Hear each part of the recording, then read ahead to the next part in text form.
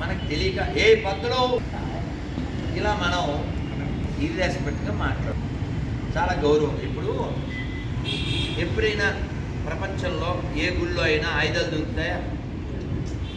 ఆయుధాలు పట్టిన దేవుడు ఉండొచ్చు, కానీ ఆయుధాలు బాంబులు మన మణిపూర్లో ఓ పెద్ద మసీదులో ఓ వేల కొద్ది దొరికింది.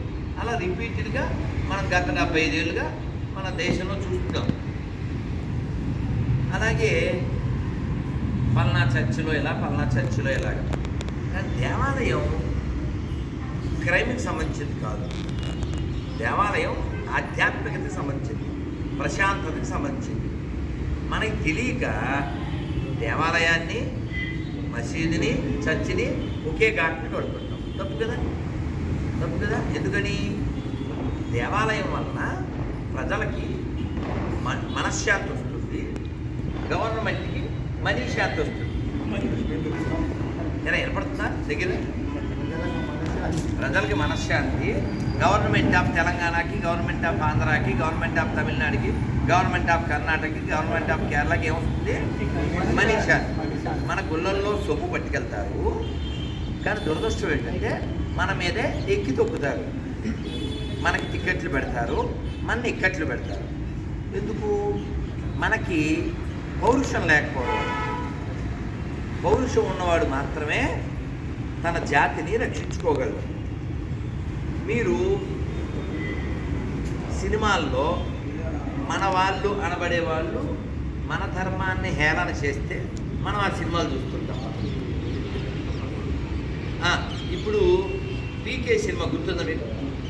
అందులో శివుడిని అవమానించాడు అమీర్ ఖాన్. దానికి డైరెక్షన్ చేసిన వాడు ఎవడో హీరవాణి, ఎవడో హిందువే. హిందూ అని పేరున్నంత మాత్రం హిందూ అయిపోతాడా? వాడికి జాతి పట్ల, ధర్మం పట్ల, దేశం పట్ల ఏమాత్రం అవగాహన లేనివాడు. ఇప్పుడు శేఖర్ కమ్యూనిస్ట్ అని ఒక ఆయన డైరెక్టర్ ఉన్నాడు. ఏ పేరు? నేనేమన్నా కమ్యూనిస్ట్. సో అతను కుబేర అని ఏదో సినిమా చేసి బెగ్గర్ని పెట్టి అతను పైత్యం ఏదో అతను చూపించాడు. అలాగే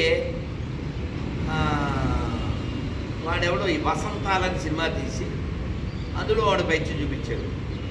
అమ్మ మాట్లాడగలరు. అలాగే తగ్ లైఫ్ అనే సినిమా, వీళ్ళు పైత్యం చూపించడానికి కారణం ఏంటి? మనం చూడటం. నీకు అర్థమైందా?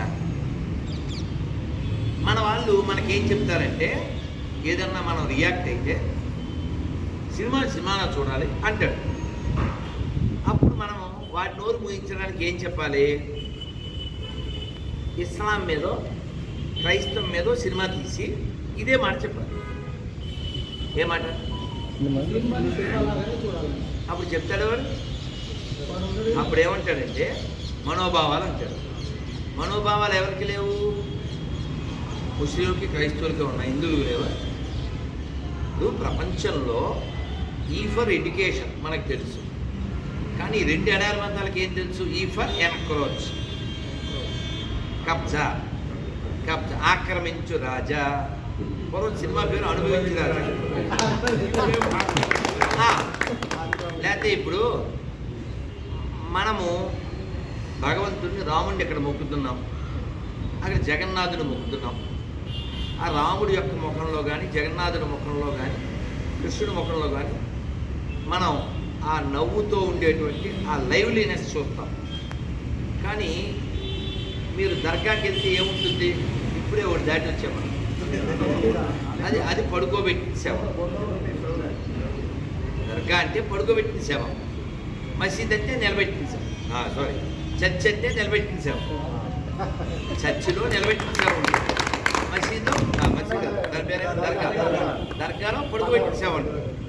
మీరు ఖురాన్ ప్రకారంగా ఏ అరబ్ కంట్రీలో, ఇరాన్లో, ఇరాక్లో ఎక్కడ దర్గా ఉండదు తెలుసు మీకు. ఎందుకని?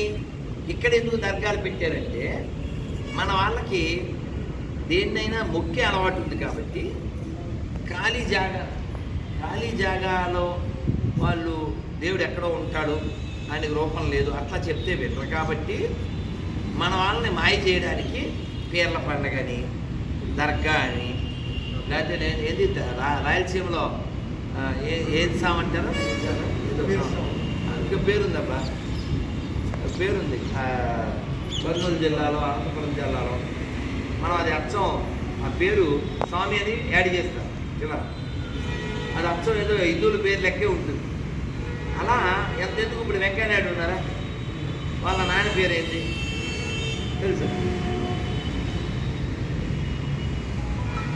చిన్నమస్తానరావు ఏదో. వాళ్ళు హిందువులే కదా, ఆ పేరు ఎందుకు వచ్చింది? ఆ పేరు ఎందుకు వచ్చింది? ఎప్పుడో అక్కడ ఏ హెల్త్ బాగోలేదని ఇంకోటనో వాళ్ళు చెప్తే ఆడపోయి ఆ పేరు పెట్టుకోలేదు. ఇప్పుడు నాకు తెలిసిన ఒక ఆయన ఉన్నాడు పిఠాపురంలో, అక్కడ శివుడి గుళ్ళో ఉంటాడు. మీరు నమ్మండి, కమలు కట్టుకుని ఒళ్ళంతా నామాలి, ఒళ్ళంతా. పేరు ఏందనుకుంటున్నారు? యేసుబాబు.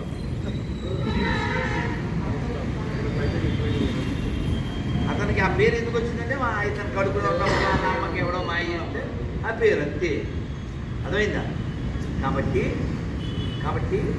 మనం ఎడ్యుకేట్ చేయకపోతే ఎవరిని, హిందువులు ఎక్కడ కొనాలి, ఎక్కడ తినాలి ఎడ్యుకేట్ చేయకపోతే మన దేవాలయాలు నాశనం అయిపోతాయి, మన దేశం కూడా మనది కాకుండా పోతుంది. ఇస్లాంకి ఈ దేశానికి సంబంధం లేకపోయినా ఇంకొక 10-20 ఏళ్ళ తర్వాత హిందువులు ఈ దేశంలో మైనారిటీలు అయిపోతారు. ఎందుకు అయిపోతారు అంటే మనం కనే విషయంలో పూర్గా ఉన్నాం, తినే విషయంలో పూర్గా ఉన్నాం, కొనే విషయంలో పూర్గా ఉన్నాం, కొనే విషయంలో పూర్గా ఉన్నాం, కనే విషయంలో 3 చెప్పాను అర్థమైనా?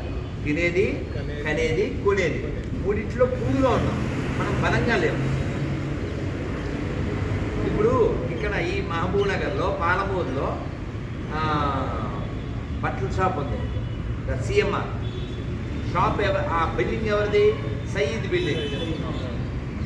సయీద్ అదవుతుందా? మినార్ ఖాన్ మహల్ అని ఉంది ఇక్కడే. వ్యాపారాల్లో వాళ్ళన్నింటిలో ప్రవేశిస్తున్నారు. నిన్న ఒక వీడియో చూశాను బెంగాల్లో. నేను ఫ్రీగా పిల్లికి బొచ్చు కొరుగుతాను, హిందువులకి మాత్రం షేవింగ్ చేయను అన్నారు. అసలు మంగళ పనికి వాళ్ళకి సంబంధం లేదు, వాళ్ళ మతానికి. కానీ అందులో వాళ్ళు ప్రవేశించారు. స్వీట్ అనేది ఇస్లాంలో లేదు, స్వీట్ షాపులో వాళ్ళు ప్రవేశించారు. అంతెందుకు బంగారం షాపులు, మహమ్మద్ జ్యువెలర్స్ అంటారు. ముస్లిం ఆడవాళ్ళు ఎవరో ఆభరణాలు ధరించారు, ఎందుకని పైనుంచి కిందకు ఒకే డ్రెస్ ఉంటుంది కాబట్టి వాళ్ళకి అసలు ఆభరణాలతో పని లేదు. ఆభరణాలు ఎవరు పెట్టుకుంటారు? హిందూ స్త్రీలు. హిందూ స్త్రీల యొక్క విధానం ఏంటి? ఆభరణం ధరించడం. ఆభరణాలని ఇస్లాం వ్యతిరేకిస్తుంది, అలంకారం లేదు ఇస్లాంలో. కానీ వాళ్ళు మన స్త్రీల యొక్క ఆభరణాలపై వ్యాపారం చేసి కోట్లు గడిస్తున్నారు. మలబార్ అని ఉంది. ఈ మలబార్ షాపు ముస్లిము, అతను కేరళ. అతని దగ్గర కొంటే అతను ఆ డబ్బులతో ప్రతి సంవత్సరం అందరూ ముస్లింలకే అతను స్కాలర్షిప్ ఇస్తాడు. కొనేదెవరు? సో కాబట్టి ఈ దేశం మరోసారి ముక్కలైనా, పాడైనా, నాశనమైనా తప్పెవరిదే? హిందువులు. కాబట్టి మీరు ఒక్క ప్రతిజ్ఞ చేయండి, దానికి కట్టుబడండి. ఈ భారతదేశంలో, ఈ హిందూ రాష్ట్రంలో, ఈ ఆర్యావర్తనంలో హిందువుగా జన్మించిన నాకు, హిందువుగా జీవిస్తున్న నాకు ఎడారి మతాలకు, మ్లేచ్ఛ మతాలకు, భాషండ మతాలకు, క్రూర, మూఢ, పైశాచిక, ఇసుక మతాలకు, నా పూర్వీకులకు, నా దేశానికి, వారి గ్రంథాల్లో పేర్లకు నాకు అస్సలు సంబంధం లేదని బహిరంగంగా దేవాలయంలో పాలమూరులో ఆకాశం సాక్షిగా, భూదేవి సాక్షిగా, వాయుదేవుని సాక్షిగా, అగ్నిదేవుని సాక్షిగా, పంచభూతాల సాక్షిగా, శ్రీరాముని సాక్షిగా ధైర్యంగా గర్వంగా ప్రకటిస్తున్నాను. భారత్ మాతాకి. మన వాళ్ళకి చెప్పాలి, సెక్యులరిస్టు అని ఎవరైనా చెప్పుకుంటే వాడు అనే విషయం వాళ్ళకి అర్థం కాదు. వాడు చెక్క, వాడు ఉన్న దేశానికి బీఓకేకే అదన్నమాట. అందుకని మనం ఖచ్చితంగా వాడు బయ్యా అని ఎవడన్నా అంటే వాడు ఉయ్యాలి, వాడి నోట్లో ఉయ్యాలి. అర్థమైందా? షియాలు సున్నీలు బయ్యాలు అయిన తర్వాత మనం వాళ్ళకి బయ్యాలు అవుతాం. అదే కదా, అదే కదా. ఎవరైనా ముస్లిము మైకులో నేను నమ్మే దైవం అల్లా, అల్లాని ఇతరులు నమ్మకపోయినా పర్లేదు అని చెప్పిన తర్వాత మనం బయ్యాలు అవుతాం. ఎవరైనా క్రిస్టియను చర్చిలో నేను నమ్మే దైవం యేసు, యెహోవా, పరిశుద్ధ ప్రార్థన వీళ్ళని నమ్మకపోయినా పర్వాలేదు అని చెప్తే మనం వాళ్ళని బయ్యాన్ని పిలుద్దాం. నువ్వు సాటి హిందువుని ఏదేదో పేరు చెప్పి వాడితో నీ ఈగో చూపిస్తావు, కానీ నువ్వు అమ్మాని ఆవును పోసుకుని తినేవాడికి బయ్యాలా ఉయ్యా, నీ నోట్లో ఉయ్యా, నీ అయ్యా. కాబట్టి మనం ఇప్పుడు ఎవరిని ఎడ్యుకేట్ చేయాలి? ఎవరు మారాలి? ఎవరు ఆలోచించాలి? ఎవరి భవిష్యత్తు కోసం మనం ఆలోచించకపోయినా, పరిశీలించకపోయినా, సరిగా ప్రవర్తించకపోయినా నష్టం ఎవరికి? నాశనం ఎవరికి? కాబట్టి ఈ దేవాలయం చికెన్ షాప్గా మారకూడదంటే, ఈ దేవాలయం మసీదుగా మారకూడదంటే, ఈ దేవాలయం ధ్వంసం కాకూడదంటే ఎవరు మెజార్టీగా ఉండాలి? అందుకని కొనండి, ఎవరి దగ్గర తినండి, ప్రణామం చేయండి, ప్రతిజ్ఞ చేయండి. ఈ భారతదేశంలో ఈ హిందూ రాష్ట్రంలో ఈ ఆర్యావర్తంలో హిందువుగా పుట్టిన నేను హిందువుగా జీవిస్తున్న నేను హిందువుల దగ్గరే తింటాను, హిందువులాగే ఉంటాను. భారత్ మాతాకి జై శ్రీరామ్. నేను ఒక 10 నిమిషాలు నన్ను వదిలేయండి, జపం చేసుకుంటా.